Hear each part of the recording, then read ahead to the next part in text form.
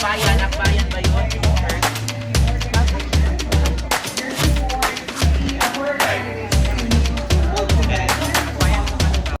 Hello mga sas kong tunay.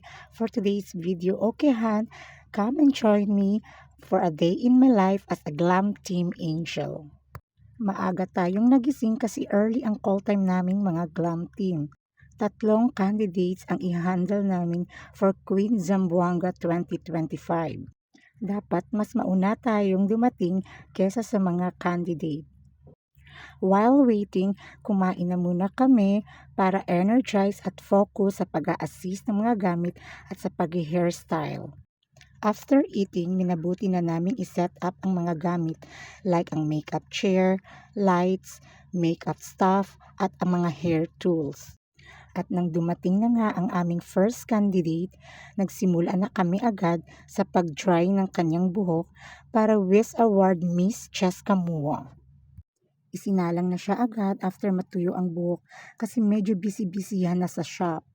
Unti-unti nang nagsisidatingan ang mga candidate at kanilang mga personal assistant dala-dala ang kanilang mga gamit. Siyempre may mga dalang lapang ang ating mga madam para sa kanilang beautiful glam team.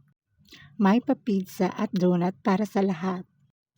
We're down to our last candidate bago pumunta sa venue. Hindi na ako nakapag-video kasi busy-busyhan na talaga kanina. On time naman kaming dumating sa venue which is a private resort and an event place. Diyan, busy-busyhan na ang lahat, preparing for the first exposure, kanya-kanyang pwesto, at chikahan.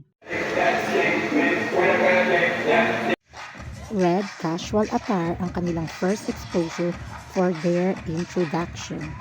Sunod naman ang swimwear competition. Suot-suot ang kanilang mga swimsuit, agad-agad silang isasalang sa 3 levels of question and answer. 50% of the total score ang ibabase sa preliminary competition.